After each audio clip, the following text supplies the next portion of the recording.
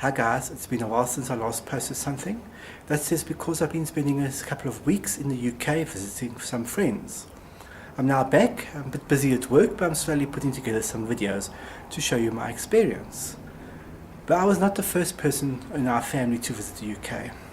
Back in 1956, my father spent 2 years as an apprentice in London, and whilst he was there, he did some travel through London and Scotland. Whilst he was there, he took a lot of photographs of his travels and of his home and all that. When he returned, he put together a slideshow with some music and some voiceovers describing his trip. I thought it would be most appropriate for me to put these slideshows of his on the internet before I put my trip on. I do apologize for the quality, but these are from 1956.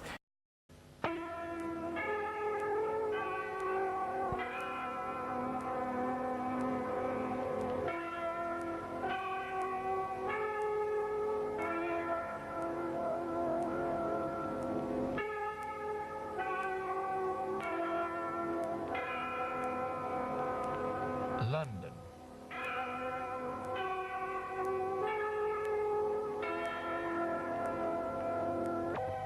It is not uncommon nowadays for Southerners to forsake the warmth and sunshine of our lovely country to chance their luck for a while in one of the world's oldest and largest capitals.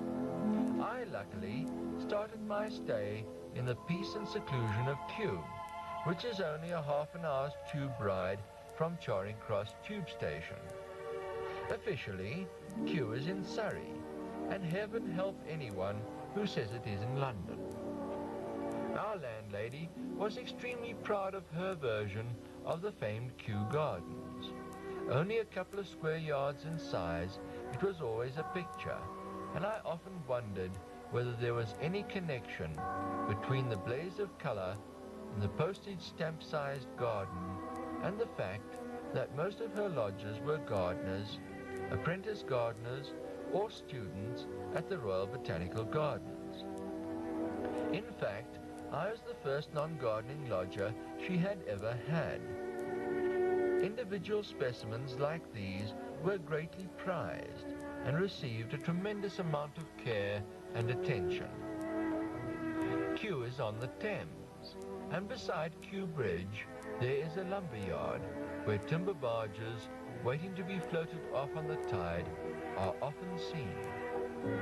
Some residents of Kew had never been across the bridge into London in all their lives, and why should they? After all, they had the Rose and Crown facing the green where they played cricket in summer, and just up the road stood the King's Arms. With another 3 pubs grouped around the green, I was very inclined to agree with him. I sought employment, however, in London, with a firm whose premises in Farringdon Street overlooked Holborn Viaduct, and I often sat and watched the traffic from Oxford Street flowing over the viaduct. Raising my eyes slightly, I had a good view of the Smithfield markets. These central markets cover nearly 8 acres and are primarily concerned with wholesale meat distribution. One of the largest in the world, Smithfield Market has 15 miles of meat hanging rails, capable of hanging 60,000 sides of beef. After work each day, I would try to walk to the station by a different route, but often I found myself walking up Ludgate Hill to the famous Cathedral of St. Paul, which dominates its summit. Walking around the area in 1956, I had this view from the southeast of Sir Christopher Wren's masterwork. Today, through the rebuilding of the bomb sites, this view is no longer. I loved roaming around and not really conscientiously sightseeing at all, catching trains and buses to the suburbs and finding odd corners like this, a working windmill at the end of a quiet lane, not an hour's ride from Piccadilly.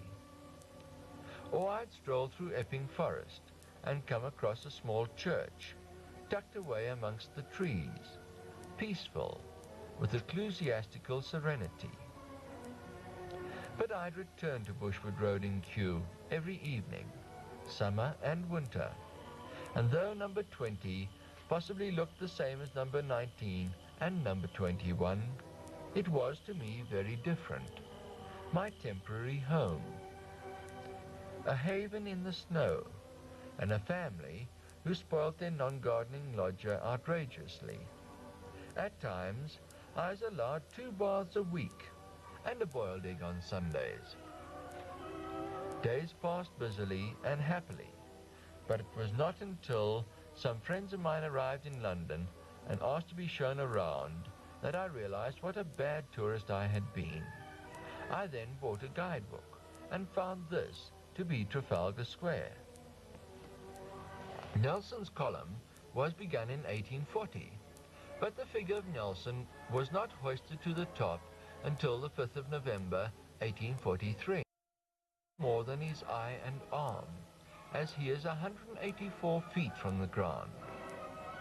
The statue of King George IV was erected at about the same time as Nelson's column, and stands a little way in front of it.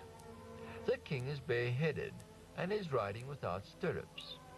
By the way, the king paid 1/3 of the cost of this statue. Here we see the east side of Trafalgar Square, with St. Martin's in the Field in the background, and South Africa House, which was built in 1932, in the right foreground.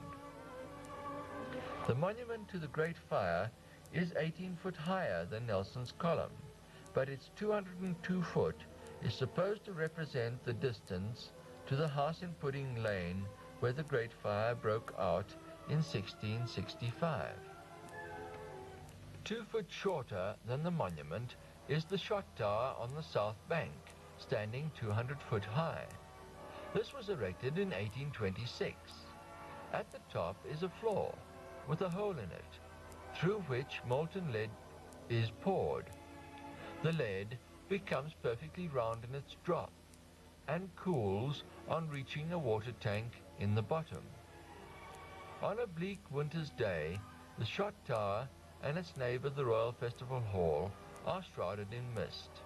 On the right is the Hungerford footbridge, which lies alongside the Charing Cross Railway Bridge. At night, when the concert hall is floodlit, it makes quite an impressive sight from across the river. Costing about £2 million, it is said to be the nearest to acoustical perfection of any concert hall in the world. The modern gardens of the Royal Festival Hall cover an area of about 30 acres and are tended by the horticultural staff of the London County Council, and in spring the gardens are a blaze of colour. Prize tulips in formal beds rival Holland for perfection, though not for quantity. The whole of the South Bank is one of London's modern showpieces and was reconstructed for the Festival of Britain. The river is a dominant part of London and its life. Looking across the river from the South Bank, we see Cleopatra's Needle, which was first offered to England in 1820, but was successively refused until it was finally accepted and erected in 1878. Here we see it with Shelmack's house as a backdrop. Looking further south, we see the ship Discovery II, which took Scott on his historic voyages to the polar wastes, with 2 ships of the Royal Navy Training College as company. This part of the river is called King's Reach. Further upriver is the statue of Boadicea, portrayed here in a more pictorial than factual vein. Near Westminster is St. Thomas's Hospital, which is the second oldest in London, being founded in the 13th century by Thomas à Becket. It took from the 13th century, however, until 1566 before a physician was added to the staff, and patients not attending church on Sundays were simply not fed. The seat of local government in London is the London County Council, whose most impressive building, County Hall, we see here. Over 4,000 people of London County's 8,300 staff are housed at County Hall. The Thames is said to be the lifeblood of London, and one of the larger parks, Battersea Park, is symbolized at the riverside by this model of a paddle steamer, from which to view the end of the Oxford-Cambridge boat race. Turning downriver, we come to the Isle of Dogs, which is near Greenwich. Greenwich Great Park is laid out on a hill and is surrounded at its summit by several fine homes. One of these homes was once occupied by the Earl of Chesterfield of sofa fame.